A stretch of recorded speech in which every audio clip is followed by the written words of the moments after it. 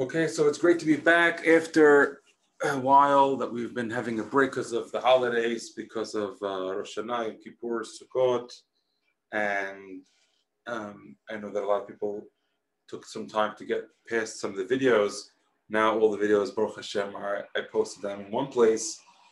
You don't have to go to search in your Google, in your Gmail, through a Google Drive. Now it's going to be on the landing page of the Women's Lashon Hakodesh Mastery page. And they're all going to be YouTube embeds. If somebody doesn't have access to YouTube, filtering issues, then what I can offer is they can personally send an email and ask if I could send them that video. I am planning on going back now to doing also, because now that people hopefully are getting back to somewhat of a schedule, plan on going to give people the opportunity to do this class live. And I think I'm going to do videos like I'm continuing to do now separately. And then I'm going to also do the class of the Zoom interactive class where we can take the words and break them down and then have classroom participation. All videos will be asked to keep them off. This way it'll be easier to focus for everybody in the classroom. And this way people can ask their questions as we break down the words and as we learn them.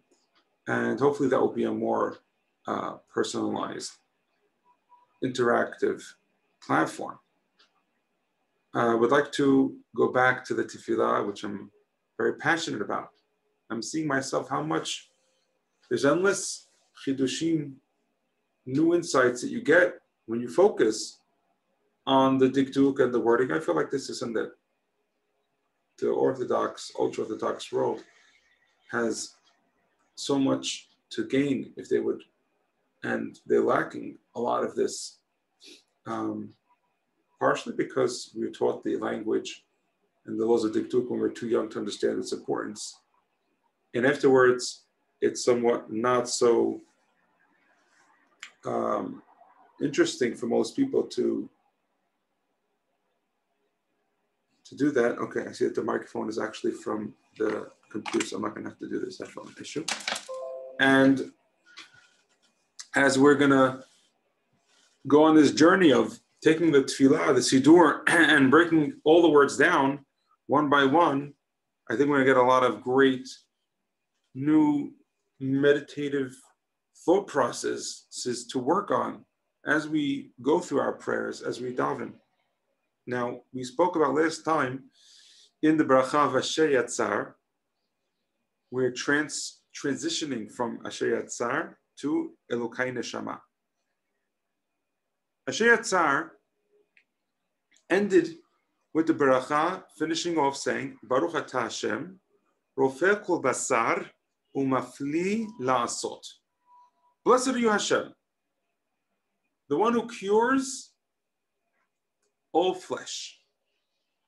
He is curing all flesh. Present tense. Rofeh kol basar is present tense, because there's a vav after the resh. Rofeh kol basar, curing all flesh, umafli la'asot, and causes amazing wonders to come to existence, to happen. Right after that, you say the bracha Elokay neshama shenatati bi tehora. And the connection that we're talking about the neshama, we spoke in the previous classes, is because the neshama can't do its job of serving Hashem, of soaring in spiritual growth, if the body is not doing well, if the body is not keeping up to the nutrition it needs, and if it's not having proper filtering systems working for itself. So that's the reason why after we say Rofeh kol basar, we say Elokay neshama, because the neshama and the body are interconnected. They're dependent on each other. If the body is doing well, the neshama is doing well. And the same thing vice versa. When the neshama is doing well, when the soul is happy, then the body does well. And it's very interesting that they have very different specifications and requirements for the body to do well and for the soul to do well.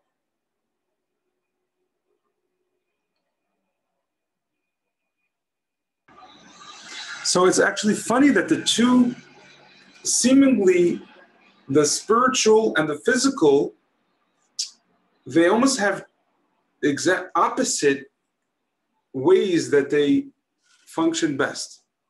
For example, Brian Tracy in his book, No Excuses, writes, to succeed in the outer world, you must discipline yourself to focus and concentrate, to work hard at your job, take continuous action towards your goals, and become better and more capable as you move onward and upward in life. To succeed in the inner world, however, requires almost the opposite abilities. To achieve inner peace, you must discipline yourself to let go of everything that can disrupt your sense of inner peace and contentment. The main cause of human suffering and unhappiness is attachment. People come attached to ideas, opinions, material things, and then they are reluctant to let go of them. To be able to succeed spiritually, you need to separate yourself emotionally from things or outcomes, from your goals, let go of things, the negative emotions involved that are hurting you. Unplug a light from the socket of your goals in order for you to be able to find yourself, your neshama can soar. S-O-A-R. So let's get back to the bracha Elokay neshama in of itself. We just explained how there is a connection between the neshama and the body, and there's a connection between the body and the neshama. They're intertwined and interdependent. But now we're going on through the bracha, and as we start, let's focus on the words and the diktuk here. So Elokay means, what does that word mean, Elokay?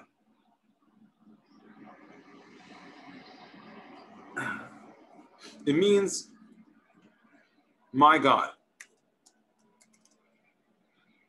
Neshama, we're going to have to explain how Elokim means my God.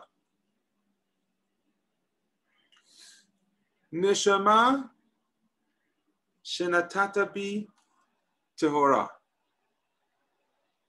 The soul that you gave me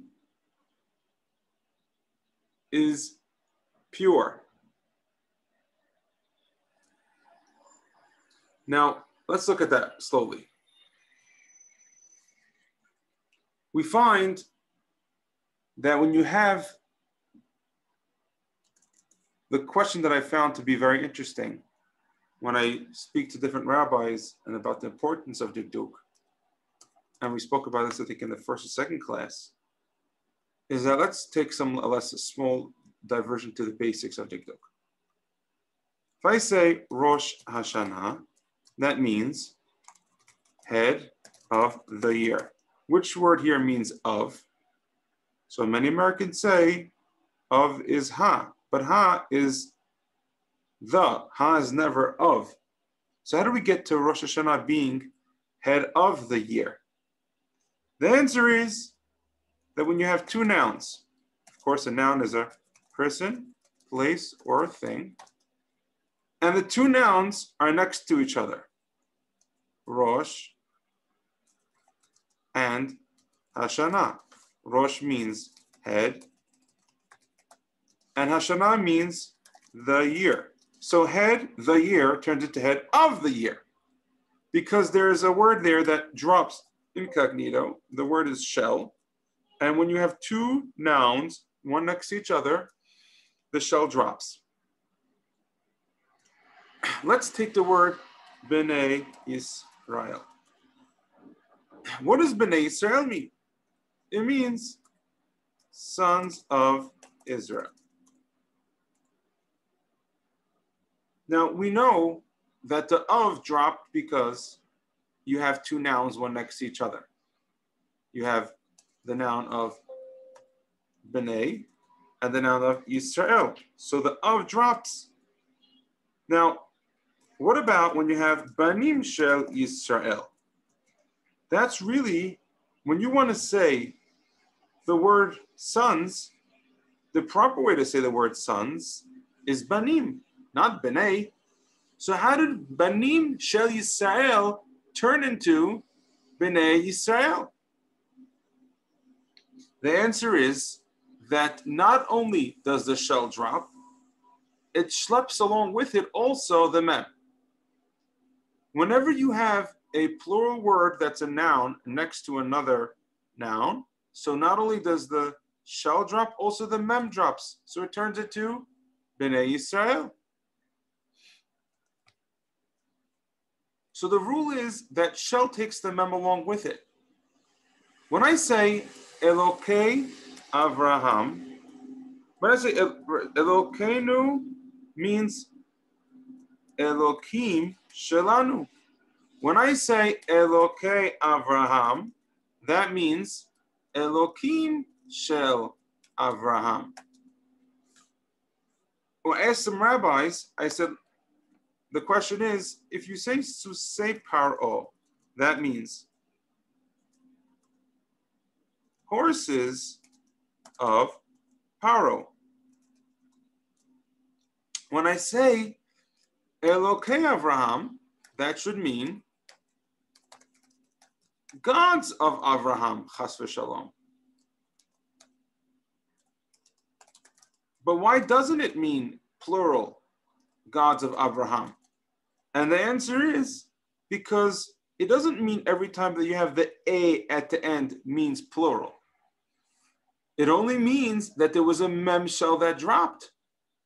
Therefore, Elokim Shel Avraham is what Elokay Avraham really means. It doesn't mean plural gods, it just means Elokim. Now you might ask, why is Elokim, why is that not a plural word? That's something else that we're not going to get into, but that's the answer to the question why Elokay Avraham does not mean gods of Avraham, why it means God of Avraham, because just as a mem shall drop it. Now, let's go to the word Elokay, my God. Elokay, neshama shenatata bitahora. How do we get to the word Elokay? What does the word Elokay mean? So everybody knows that Elokay means my God. But now we can explain to you why Elokay is my God. And the reason is because Elokay is really Elokim Sheli, that what dropped was the shell together with the mem, and that's what you were left with. So when you have, let's say, a word like Susim Sheli, what happens is that the mem shell drops, and you're left with Susiyi. But we don't say Susi because that sounds funny. And also the Yud is not supposed to be that you have two Yuds next to each other like Hashem's name. So there's a rule in the Hebrew language that we have certain letters that drop. And the letters that drop are Yonah letters. We'll have to talk about that more. But because the letter Yud here is extra, and it's not extra, but it seems as you were saying Hashem's name, we just take it out. And that's why you're left with Susi. But then we have another problem because Susi and Susi, again, they're going to mean two different things, but with the same letters. Because Susi is going to mean, the first one's going to mean my horse, and the other one's going to mean my horses. Because one is Sus Sheli, and one is Susi, meaning Susim Sheli. So we don't want that to happen. So we change the Susim Sheli to be Su sai, and we leave the other one to be the one of just my horse is going to be su-si. So it's either susai or it's going to be su-si. When you say Elokay, really what you're saying is Elokim Sheli, my God. It's interesting that we don't have anywhere in the prayers that we refer to God we start off the prayer saying Elokay, my God. Just say straight, Neshama shenatata bi tehora. The soul that you put in me is pure. Why do you start off saying Elokay? Seemingly not necessary, my God. Also, when we say at the end of the Amidah, we also have a similar type of formality of the word. Elokay netzor leshoni mera, my God. Prevent my tongue from speaking evil. So we have two places that we start off a prayer, starting off saying, my God. There also, why do you have to start off saying, my God? Just say, netzor leshoni mera. Guard my tongue from saying evil. We'll explain that hopefully in another class, next class. But this is the first word. I wanted to explain how the first word is broken down. And we're going to explain that in next class. I think it has great meaning when we learn out each one of these different thoughts.